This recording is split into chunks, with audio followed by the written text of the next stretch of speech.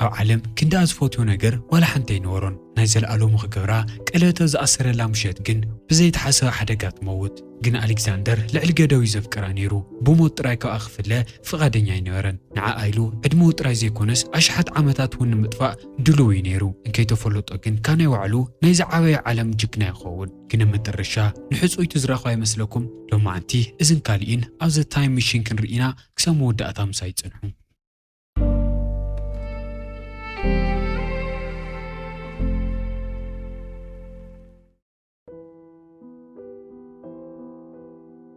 فيلمنا جمر عصر شومنت ساعات شاتي دكتور ألكسندر هارديجر أنا كولومبيانا يونيفرسيتي ميكانيكن إنجينيرينج نامهرنا رأينايو أسرح بتعمل توتيرون كلوجن إثناء كروان زفوتيون عركو ديفيد ناوشتي متسمو مسافق قريتو زنور قصرو تاريخ تغويني حتمو ألكسندر كم زرسو عن جيرو بحدن جوزو يخدو أمان جدي ألكسندر ني ديفيد إثم تيوزنور حدش حساب إتدين كم زنات أجينو جرومو ديفيد ون إتم نسوم تم حسابات نمقبالهم زخودون بتعمل استفولين مخانومي أمنلو ألكسندر دما أسوز مهرم تمهارو كم تخالي سب بحد التحساس واستأثروا زي كونس انتخف التاريخ قليلهم زمرا مرخون خمس دوليوم نديفيد ينقرو أكواوي أمزنورو كلهم سوات نخري أمي نقرومو كلهم تمساسالي تسألهم قوي جيرهم كم زلون حد علة تقوي درويهم إنها تغير تزريهم دس كله خمس نورن ديفيد نجيرو نجزو خادم يغتسلو جزا خوت حنكلو نا ألكسندر حجازيتن سرعتن ينزقونت ويزورو واتشي ترخوا نا ألكسندر كتري أنكلا بيشوك زيتو على شيء حدش تخدون تقلتي فنا غير تنقرو السوق دا نغير انكلو ديفيد إلكتريك مزرق سنن نايمتسا كتما ديزاينن زمساسلو فليزولو ناي ديفيد حسابات يرئي إزغول انت قبرقن أفتا ألبرت أينشتاين زبال جيرماناو ساينتيست جيزو نخيط فإننا نقرأيو ألكسندر ون دكتور أينشتاين بتعمل فلوياتن عبيتن حسابات كم زلوه بمرداء بعلو كندزغ قالو دقاف كسامت الرشا خمز قورولي نقرو كن مساف قاريتو زنورو قطرو ساعات أخيرو سلازنورة نخيدونجي إناقوية يوتسأ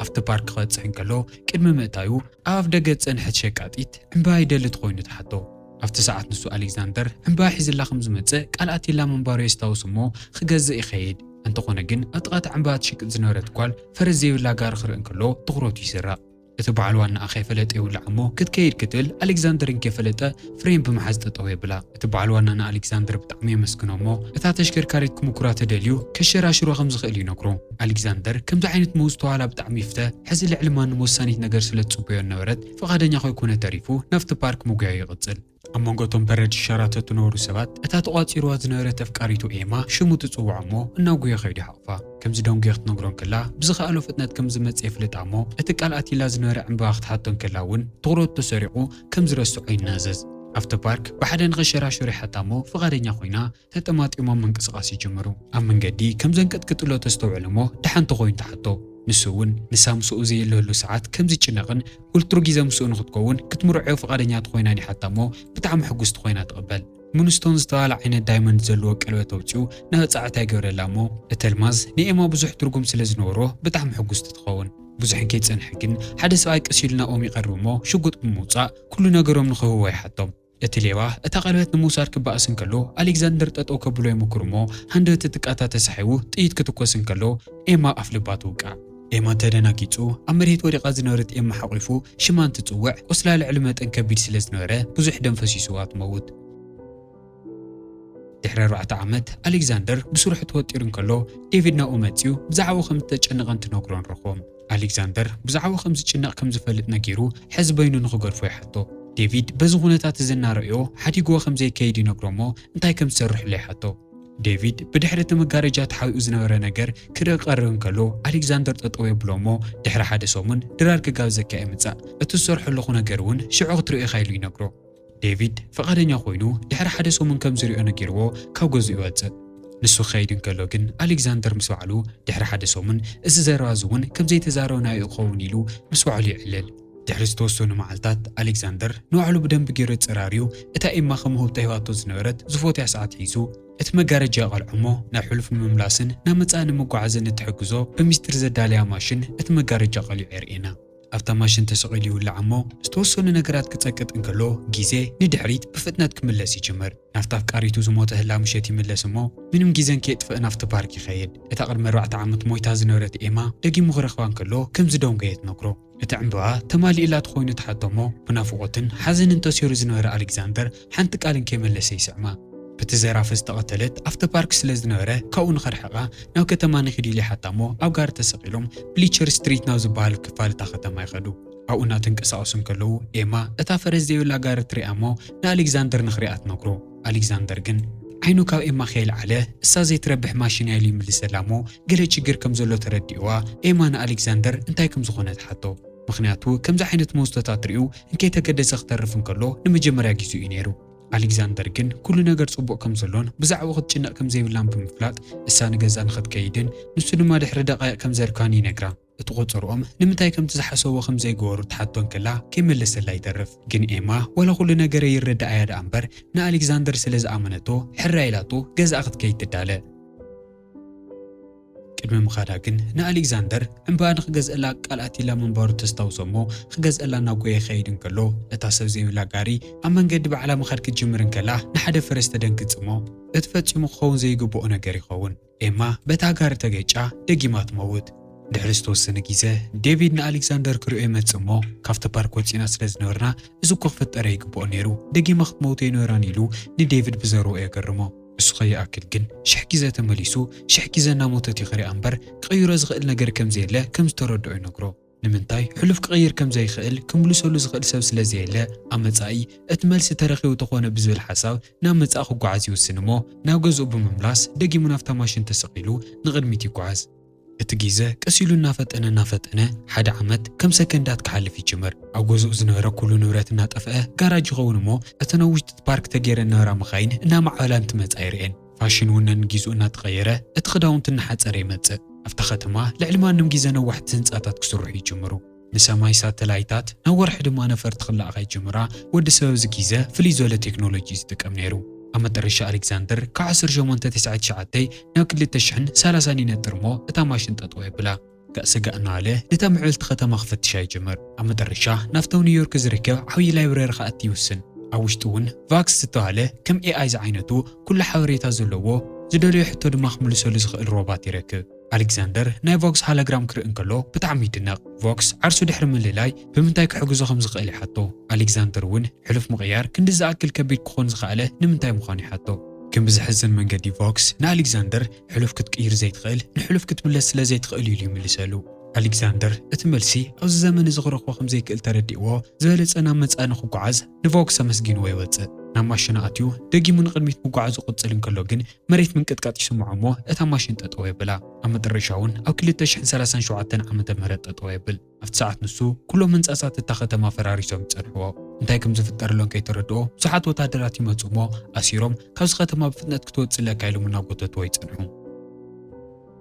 ኣብታ ሰዓት ኣሌክዛንደር ንላዕሊ ክጥምት እንከሎ ወርሒ ተሓማሽሻ ናብ መሬት ገጻ ትጸድፍ ከም ዘላ ይርኢ እሞ እቲ መሬት ደጊሙ ክንቅጥቀጥ እንከሎ ኣሌክዛንደር ካብቶም ወታደራት ተምዲጡ ናብ ማሽኑ ይስቀል እታ ማሽን ኣብ ዝበልዕላ ሰከንዲ ግን ሓያል ምንቅጥቃጥ የጋጥም እሞ ርእሱ ተላጊዑ ውንኡ ይስሕት እታ ማሽን ናብ መጻኢ ብፍጥነት ምጓዓዝ ትጅምር እሞ ኣሽሓት ዓመታት ከም ሰከንዳት ይሓልፉ እቲ ዝዓረፈሉ ቦታ ካብ ሰሃራ ናብ ጫካ 10 ግዜ ይቀያየር ሽንጥሮታት እምባታት እናተፈጠሩ ይፈርሱ በተደጋጋሚ ድማ መሬት በረድ ይሽፈን ኣብ መጨረሻ ውንኡ ስሒቱ ዝነበረ ኣሌክዛንደር ክነቅሕ እንከሎ እታ ማሽን 802,000 ዓመት ንቕድሚት ወሲዳቶ ትጸንሕ እቲ ምስሊ ቀየር እንከሎ ኣሌክዛንደር ንኤማው ሕልሙ እናርአየ ዝኾነ ሰብ ድማ እናተንከባኸቦ እዩ ሓደ መዓልቲ ግን ኣበይ ከም ዘሎ ዘይፈልጥ ኣሌክሲ ትስእ እሞ ክዳውንቱ ምኽዳን ክጅምር እንከሎ ኣብ ቀረብኡ ኮይኑ ከከታተሎ ዝጸንሐ ቆልዓ ብዘይፍለጥ ቋንቋ ይዛረብ እቲ ቆልዓ ምህዳም ይጅምር እሞ ክስሕቦ ክሞክር እንከሎ እቲ ገዛውቲ ኣብ ገደል ከም ዝተሰርሐ ይርኢ እሞ ብድንጋጸ ምስቲ ኾኾዕ ተለጢፉ ይተርፍ እቲ ቆልዓ ብዘይፍለጥ ቋንቋ ዓዊሉ ክዛረብ እንከሎ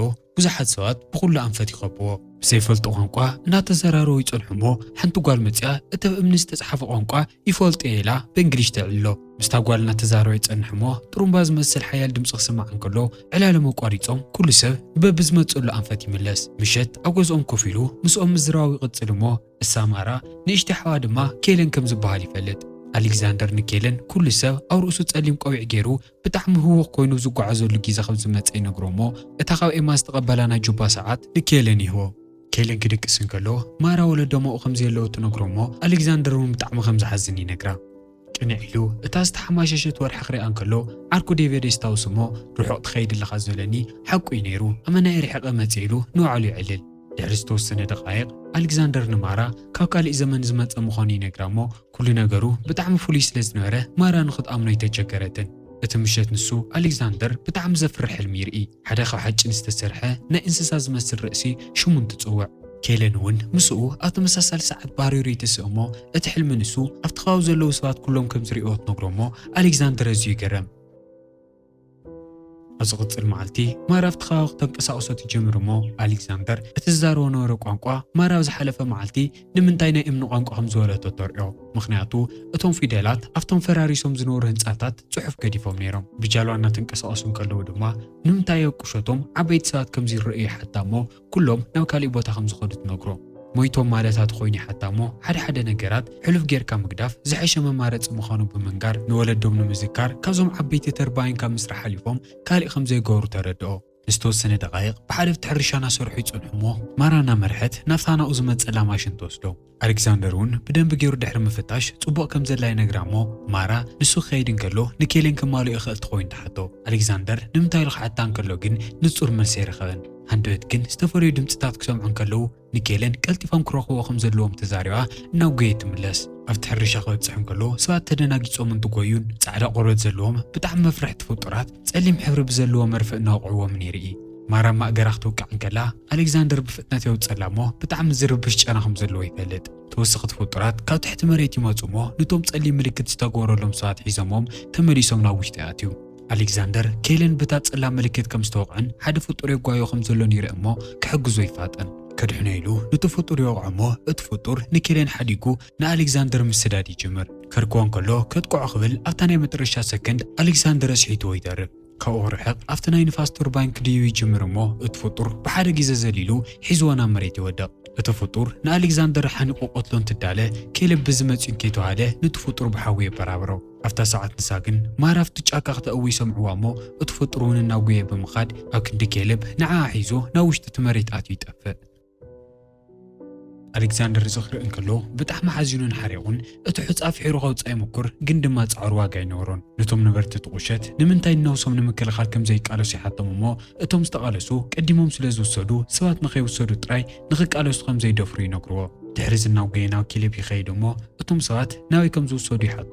እንተኾነ ግን ናበይ ከም ዝውሰዱ ኣለዎ ንኽፈልጥ ኣብኡ በፂሑ ብሂወት ዝተመለሰ ሰብ የለን። እንተኾነ ግን ኣብ ጥቓቶም ሓወልትታት ዝተፈላለዩ ድምፅታት ስለ ዝስምዑ ኣብ ዝኾነ ነገር ክረክብ ከም ዝኽእል ይነግሮ እሞ ብሓደ ይኸዱ። እቲ ምሸት ንሱ ኬሌብ እናመርሖ ኣሌክዛንደር ንሓደ በዓቲ ኣት እሞ ቅድሚ ሕጂ ሪእዎ ዝነበረ ነገር ይረክብ። ሃንደበት እቲ ቮክስ ዝበሃል ኤኣይ ሓጋዚ ይለዓል እሞ ነቲ ተደናጊፁ ክሃድም ተዳልዩ ዝነበረ ኬለን ኣሌክዛንደር ምንም ከም ዘይብሎም ነገር የረጋግዖ። የስታውሶት ኮይኑ ይሓቶ እሞ ፎክስ እውን ኣብ ዕድመ ልክዑ ኩሎም ዘዛርቦም ሰባት ከም ዘስታውሶም ይነግሮ። ፎክስ ድማ ሕፅር ኣቢሉ እቲ ሓደ ዝነበረ ዓሌት ክልተ ተቐይሩ ኢሉ ይምልሰሉ። እቶም ሓደ ዓሌት ኣብ ልዕሊ መሬት ዝነብሩ፣ እቶም ሓደ ዓሌት ድማ ኣብ ትሕቲ መሬት። ኣሌክዛንደር እቶም ሰባት ናበይ ከም ዝውሰዱ ኣለዎ ይሓቶ እሞ ቮክስ ድማ ቅድሚ ሕጂ ካብ ሰሜናዊ ክፋል እቲ ጫካ ኣምሪጡ ዝመፀ ሰብ ኣብ ትሕቲ እቲ ጫካ ናብ ዘለዎ በዓትታት ከም ዝውሰዱ ነጊርዎ ነይሩ። በቲ ከባቢ ከይዶም ንኽፍትሹ ይነግሮም እሞ ብሓደ ኣብኡ ክበፅሑ እንከለዉ እቶም ሕልሞም ዝሪእዎ ነበሩ ዘፍርሕ ነዋሕቲ ስንታት ዘለዎ ሓወልቲ ይረኽቦ። ድሕሪ ኣሌክዛንደር ንኬለን ኣብቲ ቁሸት ከይዱ ንኽፅበዮ ይነግሮ እሞ ኬለን ድማ እታ ከም ውህብቶ ዝሃቦ ነጆባ ሰዓት ኣብቲ ዕግርግር ከም ዝጠፈአቶን ሓደ ካብቶም ፍጡራት ሒዝዋ ከም ዝኸደን ንኣሌክዛንደር ይነግሮ። ኣሌክዛንደር ድማ ንምንታይ ወሲዶሞ ኢሉ ይሓቶ እሞ ኬለን ከም ዘይፈልጥ ይምልሰሉ። ንሱ ንገዝኡ ክኸይድ እንከሎ ኣሌክዛንደር ናብ ውሽጢ እቲ በዓቲ ተጠንቂቑ ይኣቲ። ኣብ ውሽጢ ድማ እቶም ፍጡራት ብልዑል ቁፅሪ ዝሰርሑሉን ዝንቀሳቐሱሉን ክፋላት ይረክብ። ብፍታሹ ቅፅል እንከሎ ብዙሕ ናይ ሰባት ክዳውንቲ ዝተኣከበሉ ክፍሊ ይረክብ እሞ ኣብ ውሽጢ እናፈተሸ ካራን ብጣዕሚ ዘፅልኡ ደም ዝተፀያየቑ መሳርሕታትን ክርኢ እንከሎ ተደናጊፁ ንድሕሪት ገፅ ሰንደልደል ኢሉ ይወድቕ። ኣብ መጨረሻ እውን ብሕፅምትን ዝተፈላለየ ፈሰስትን ዝመልአ ጉድጓድ ይኣቲ እሞ ተደናጊፁ እናሓመሰ እንከሎ ሓደ ፍጡር ጎቲቱ ናብ ሓደ ቤት ማእሰርቲ የእትዮ። ኣብ ውሽጢ እቲ ቤት ማእሰርቲ ንማራ ኣብ ውሽጢ ሓፁር ተዓፅያ ረኽባ። ግን ፀዊዕዋ ኮነ ዛሪዋ ፈፂማ ኣይትምልስን። ብዙሕ ሕማቕ ነገር ዘጋጠማ እያ ትመስል። ማራ ናብ ምንታይ ከም ትርእላ ንምፍላጥ ናብ ድሕሪት ግምጥል ክብሎ እንከሎ ግን ሓደ ሙሉእ ሰውነቱ ፃዕዳ ዝኾነ ሞርላክ ዝተባሃለ ፍጡር ዓብዪ ወንበር ኮፍ ኢሉ እናጠሞቶ ይጸንሕ። ኣሌክዛንደር ምን ምዃኑን ንምንታይ ንሰባት ከምኡ ከም ዝገብርሎን ክሓቶ እንከሎ ሞርላክ ሓደ ታሪክ ክነግሮ ይጅምር። ቅድሚ ብዙሓት ዓመታት ወርሒ ካብ ሰማይ ክትጸድፍ እንከላ ሰባት ህይወቶም ንምድሓን ናብ ትሕቲ መሬት ኣትዮም ነይሮም። ዝተወሰኑ ዓሌታት መሬት ቁሩቴ ክትረጋጋዕ እንከላ ካብ በዓትን ጉድጓድን ወፂኦም ህይወቶም ኣብ ላዕሊ ይቕፅልዎ ነይሮም። ዝተወሰኑ ዓሌታት ግን ኣብ ትሕቲ መሬትን በዓትን ንነዊሕ ግዜ ስለ ዝጸንሑ ደጊሞም ንላዕሊ ክወጹ ክምክሩ ከለዉ እታ ዘይለመድዋ ፀሓይ ክተቃጽሎምን ዓይኖም ክትዕውሮምን ጀሚራ። ህይወት ኣብ ልዕሊ መሬት ጽቡቕ ዋላ እንተነበረ ንሶም ተመሊሶም ኣብኡ ቅጽልዎ ስለ ዘይከኣሉ ኣብ ትሕቲ መሬት ህይወቶም ክቕጽሉ ይግደዱ። ኣብ ከይዲ እቶም ኣብ ውሽጢ መሬት ዝነብሩ ዓሌት እውን ናብ ክልተ ይመቀሉ። እቶም ሓደ ነፍሶም ምቁፅጻር ዘይኽእሉን ብደንቢ ዘይሓስቡን